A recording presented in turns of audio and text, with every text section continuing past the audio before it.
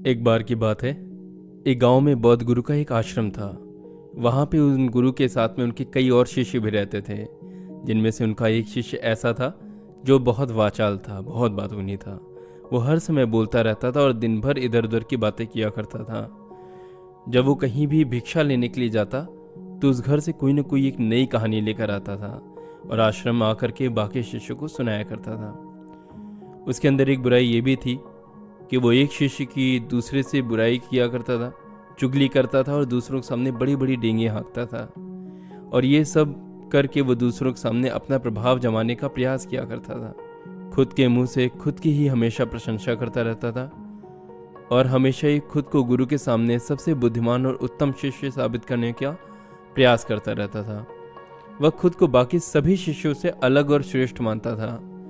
वो हमेशा ये कहता रहता था कि मैं एक अमीर घर का लड़का हूँ, अगर मैं चाहता तो एक आरामदायक और सुविधाओं से भरा हुआ जीवन जी सकता था, लेकिन मैं वो सब कुछ छोड़कर यहाँ आया हूँ क्योंकि मुझे सत्य की खोज करनी है, खुद को जानना है, जीवन को जानना है। इसलिए मेरा त्याग तुम सबसे बहुत बड़ा है। एक दिन गुरुजी ने आश्रम के सभी शिष्यों को अपने पास बुलाकर कहा कि आप सभी को अगले 1 महीने के लिए कोई न कोई संकल्प लेना है। इससे आपकी संकल्प शक्ति मजबूत होगी और आपके अंदर आत्मशक्ति का संचार होगा। आप सभी लोग अपनी अपनी क्षमता के अनुसार कोई भी संकल्प ले सकते हैं जिसे भी आप पूरा कर सकें। 1 महीने से पहले आप में से जिसका भी संकल्प टूटता जाए वो अपनी पुरानी दिनचर्या में वापस आ सकते हैं। सभी शिष्यों ने अपने सामर्थ्य के अनुसार छोटे बड़े संकल्प लिए और गुरुजी को अपने अपने संकल्प के बारे में बता करके वहां से चले गए। लेकिन वो जो बातूनी शिष्य था वो खुद को सबसे अलग और श्रेष्ठ दिखाना चाहता था। इसलिए वो सीधे गुरुजी की कुटिया के पास पहुंच गया और जा करके गुरुजी से बोला कि गुरुजी, मैं कोई छोटा मोटा संकल्प नहीं लेना चाहता हूँ, बल्कि खुद की ही तरह एक बड़ा और महान संकल्प लेना चाहता हूँ। कृपया आप ही मुझे बताएं कि मुझे क्या संकल्प लेना चाहिए। उस बातूनी शिष्य की ये बात सुनकर गुरुजी मुस्कुराए और बोले कि वत्स, क्या तुम मेरे द्वारा दिए गए संकल्प को पूरा कर पाओगे? क्या तुम्हारे लिए उसे पूरा करना संभव होगा? नहीं, मुझे नहीं लगता कि वो तुम्हारे लिए संभव होगा। तुम उसे पूरा नहीं कर पाओगे।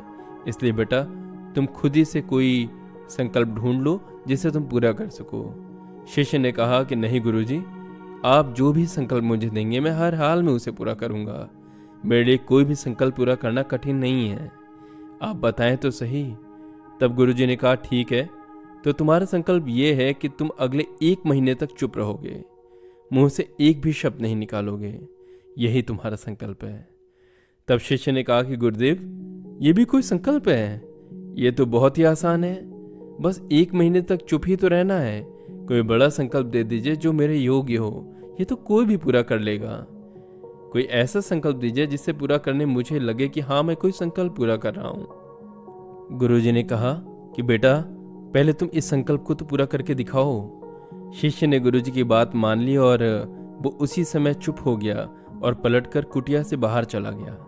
उसे चुप रहना बहुत आसान लग रहा था। उसने एक दिन तो जैसे तैसे चुप रहकर काट लिया, लेकिन दूसरे दिन से उसके मन में ना बोलने का बोझ बढ़ने लगा। तीसरे दिन से समस्या और बढ़ने लग गई और चौथे दिन तक वो पूरी तरह से अंदर ही अंदर बेचैन होने लगा, क्योंकि उसके इर्द गिर्द आश्रम के सभी शिष्य आपस में बातें कर रहे थे। वो भी अपनी आदत के अनुसार अपना पक्ष उनके सामने रखना चाहता था और उन सभी की बोलती अपने जवाब से बंद कर देना चाहता था, लेकिन उसका संकल्प उसके आड़े आ रहा था। इसलिए वो पूरे दिन मुंह और आंखें बनाता रहा और उसका मन एकदम व्याकुल हो उठा। इसी तरीके से कुछ दिन और बीतते गए और वो शिष्य बीमार पड़ गया।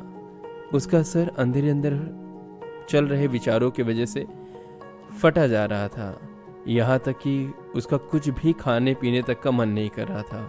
वो सिर्फ बोलना चाहता था। और इसके बाद में वो बहुत शर्म के साथ गुरुजी के पास गया और उनके सामने बैठ गया और लिखकर उन्हें बताया कि गुरुदेव, मैं बोलना चाहता हूँ। बिना बोले मुझे सांस लेने में भी बहुत परेशानी हो रही है। मेरा दम घुटा जा रहा है। मैं अंदर ही अंदर पागल हुआ जा रहा हूँ अपने मन के अंदर चल रही आवाज़ों से। बताइए गुरुदेव, मैं क्या करूँ?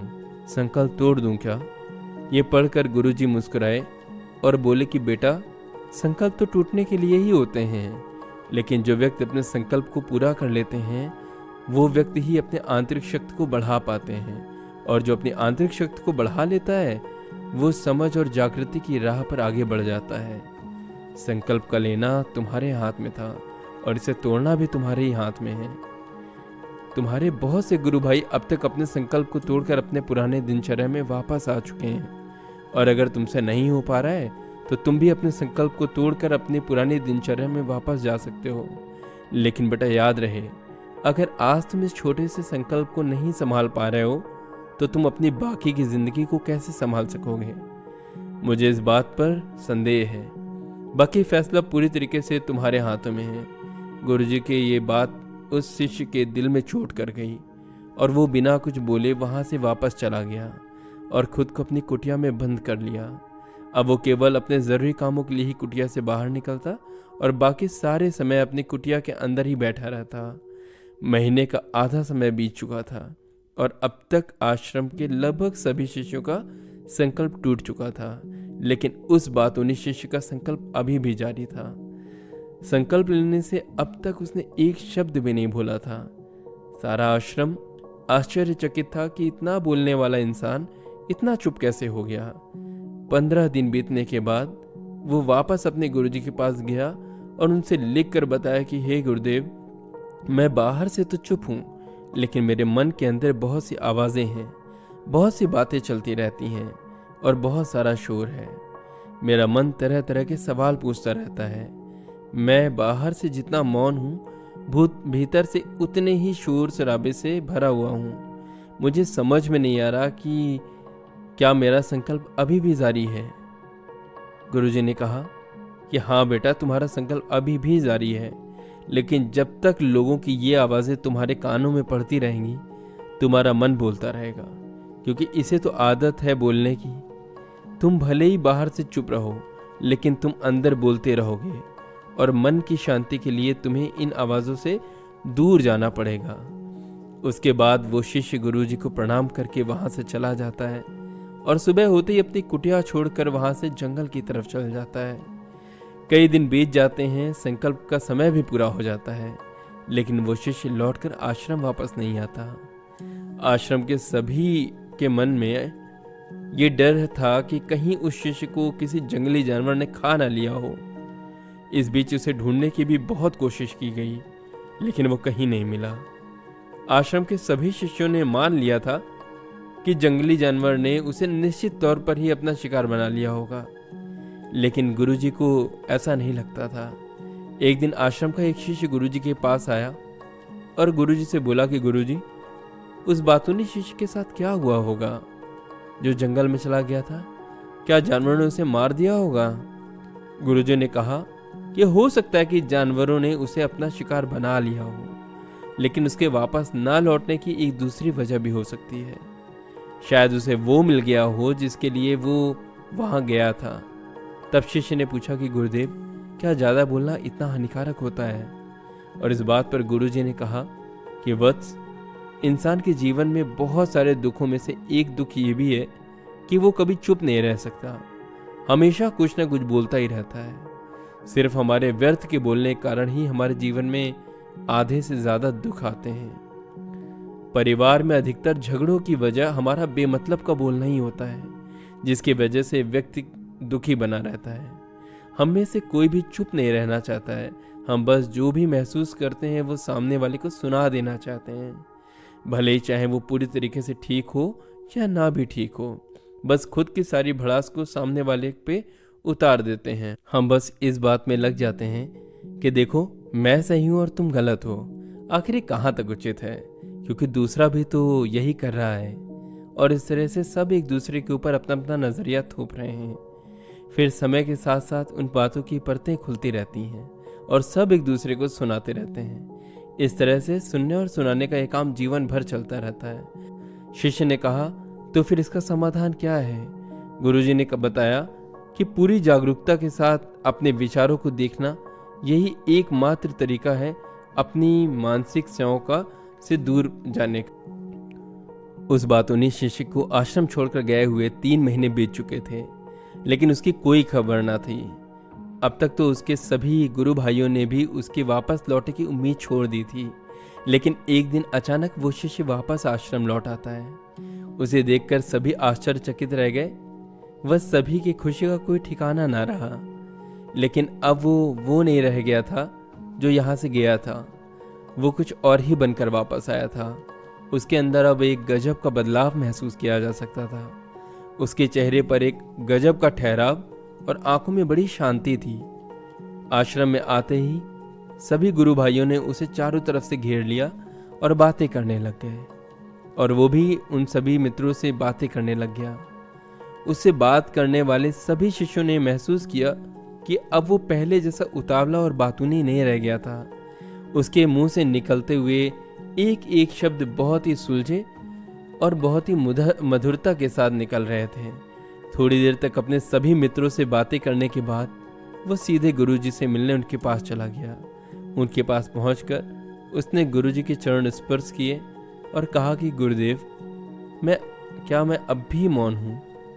क्या अब भी मेरा संकल्प जारी है?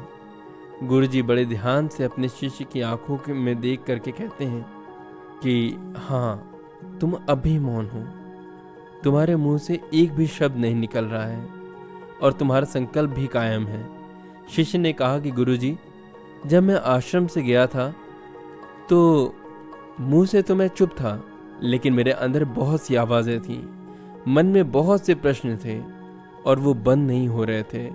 तो मैं जंगल में और गहराई में चलता चला गया, इस उम्मीद से कि वहाँ मुझे शांति मिलेगी और मेरे मन में चल रहे उथल पुथल कम हो जाएंगे।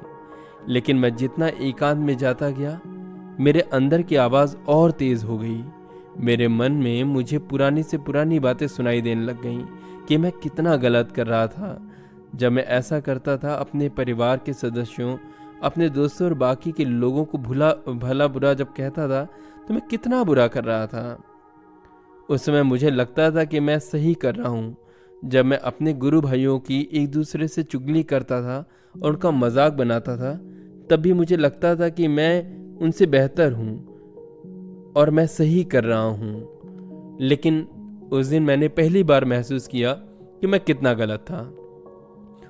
काफ़ी दिनों तक ये आवाज़ें, ये शिकायतें मेरे अंदर चलती रहीं, लेकिन धीरे धीरे मेरे मन से ये सारी आवाज़ें खत्म हो गईं। अब मैं अंदर से भी चुप हो गया था और उस घने जंगल में बाहर से बोलने वाला कोई था नहीं और अंदर भी कोई आवाज़ बची नहीं थी। मुझे उस दिन पहली बार खामोशी का सही मतलब समझ में आया। मेरे चारों तरफ बहुत शांति थी। हालांकि अभी भी कुछ आवाज़ें थीं जिन्हें मैं महसूस कर पा रहा था। ये आवाज़ें पहले भी आती थीं, लेकिन तब मैं उन्हें सुन नहीं पाता था। पर अब वो सारी आवाज़ें मुझे स्पष्ट रूप से सुनाई दे रही थीं, जो कि थी हवा की आवाज़, पक्षियों के चहचहाने की आवाज़, बहते हुए पानी की आवाज़, भौरों के गुनगुनाने की आवाज़। मैंने इन सभी आवाज़ों को पहली बार पूरी चेतना में महसूस किया था। मैंने इससे पहले अपने आसपास इतनी शांति कभी महसूस नहीं की थी।